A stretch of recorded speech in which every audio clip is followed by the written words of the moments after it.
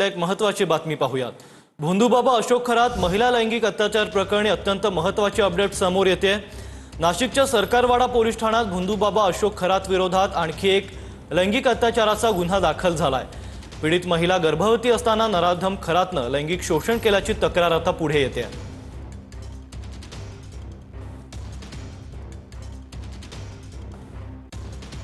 तर खरात विरोधात आणखी एक लैंगिक अत्याचाराचा गुन्हा दाखल झालाय। नाशिकच्या सरकारवाडा पोलीस ठाण्यात खरात विरोधात आणखी एक गुन्हा दाखल झालाय। पीडित महिला गर्भवती असताना नराधम खरातनं लैंगिक शोषण केल्याची तक्रार आहे। गरोदरपणात पूजाविधीच्या नावाखाली नराधम खरातनं लैंगिक अत्याचार केल्याची तक्रार आहे।